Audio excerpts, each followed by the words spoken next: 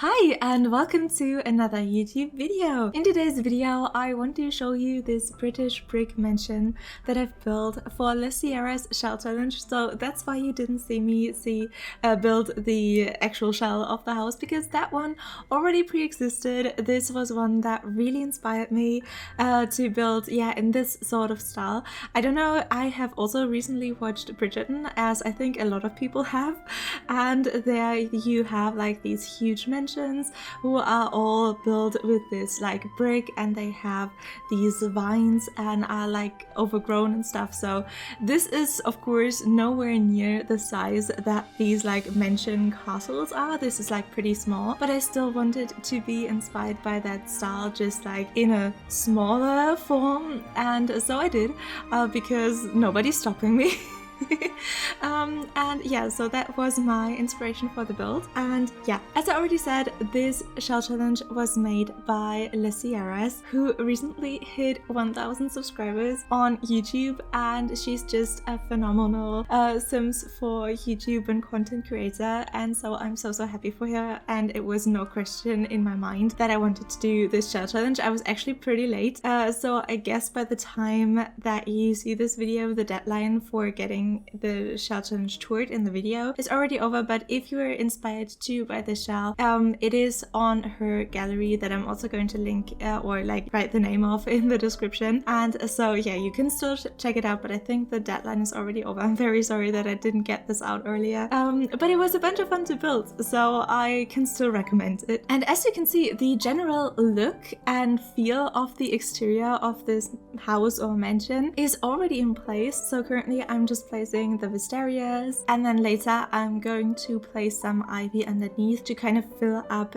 the empty areas in between the wisterias, and also the like leaves of them are pretty dark, and so I just lighten that up with a little bit of ivy. And yeah, so in the video footage, of course, because it's sped up, it looked like the exterior was done like super fast, but in reality it actually also was done super fast. This entire build was just, I don't know what happened, but usually when I'm building, I am always second guessing myself with all of my choices, which makes the entire process take a lot longer than it has to, because yeah, I don't know, I just want to make the best decision for the build. But this one was kind of fun to do, because I started this one at 2 a.m.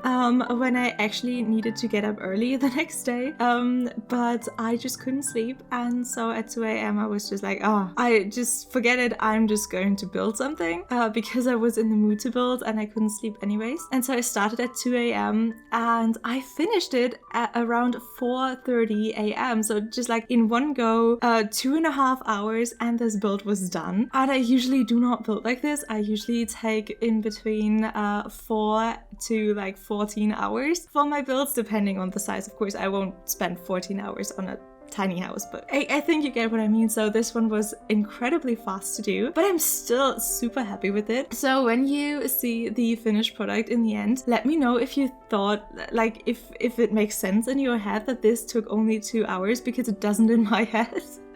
And so yeah, I'm very curious if it looks like I just spent this little time on it, or if it actually looks I don't know, better than that. But yeah, I was super happy. I didn't second guess my choices, I just went for it and it worked, which is super nice. I did a kind of landscaping that I actually have never done before, because usually I work with a lot of hills and a lot of chaotic landscaping, and this was actually some sort of middle ground. I didn't use the terrain tool in terms of doing a hill or something, because that just didn't make sense to me with the surrounding, because that one's pretty flat. And so the landscaping is very clean, very neat, very organized, because the Sims that are living here just struck me as the kind of people who are really concerned with the prestige of their house, because even though it's kind of a smaller house, it really is like mansion-like. It's kind of like a small villa, and I just feel like these people are very concerned about what other people think about them,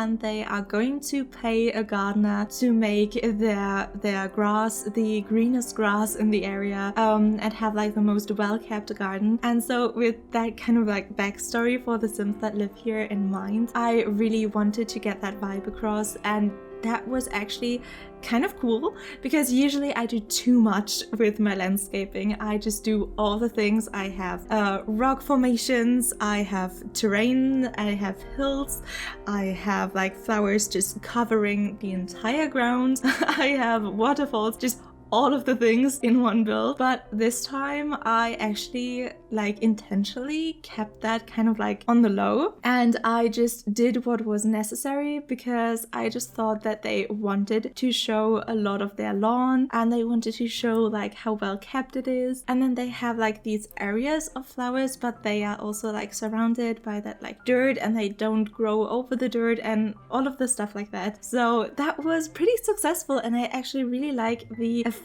that the landscaping has in the end, even though the entire time I felt like I didn't do enough because I'm just used to going so wild on the landscaping that I was like, oh my goodness, I'm just spending so little time on the landscaping, I'm not doing enough, I need to do more. But it was just like good the way that it was when I stopped, so I didn't want to continue and ruin it potentially. So I just moved on to the interior, and with the interior it was just the same as it was with the exterior and the landscaping, that I just had it in the first go. The floor plan just was so clear in my head. This floor plan is actually inspired by a real life floor plan that I know pretty well, because my grandparents on my mother's side and also my aunt, so my mother's sister, they were neighbors, and so they had like these houses that kind of had the same floor plan, and both of these houses had this hallway area that was just like arched doorways into the different areas of the build. And in this like middle hallway section there was space for shoes and jackets and stuff, and I just was really feeling that for this build. For some reason I was just thinking about these houses that I know in real life and just channeled that for this house. And so we have this like very nice middle hallway section, and I'm obsessed with it. I feel like it adds a very nice little bit of realism because it's inspired by a realistic house, so I should do that more often. And with that, the floor plan just unfolded very naturally. The one thing that I don't like about the downstairs floor plan is that the dining room is so far away from the kitchen. I usually like to have them directly next to each other, but this time it just didn't work out that way. But I still think it makes a lot of sense, and I really like the way that it looks and how those things are set up in the respective places. And yeah, also editing this video, because it only took me 2 hours, was such a pleasure, because usually the process that I'm going through is pretty painful because for every object that I place down I usually have like 4 or 5 options that I try out before I like land on the one that I actually want. And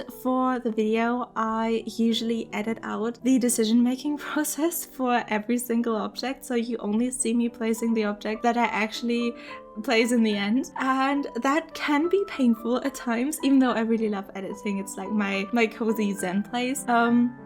But like interior editing is a lot of work because I don't want you to see like the iterations of stuff that I place down and the decision-making process. Like I guess the decision-making process would be kind of interesting to see.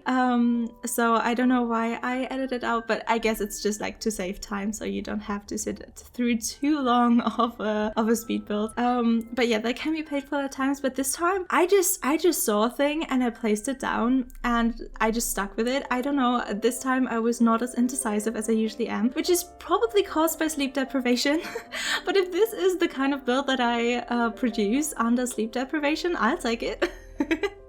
I don't know, I'm happy with it. Of course it's not like the best build ever, but I like this one. It's actually not over cluttered due to me not being like too indecisive and wanting to do too much at the same time. So it's a kind of build that I actually would like to play in like gameplay, because I also think that it has some nice character implications for the Sims that live here, with like them being really concerned about like their neighbors' opinions. Maybe they have like the neighborhood confidante sort of aspiration or something like this, or like the perfectly wealthy. I don't know, I just feel like these are people who are very concerned with the public opinion of them and their money and all of those kinds of things. So those are kinds of Sims that I don't usually play with, but I think they could be really fun with the things that they care about and stuff. So yeah, I just thought this is a very nice and fun house for gameplay, and if you ever play in one of my houses with your Sims, please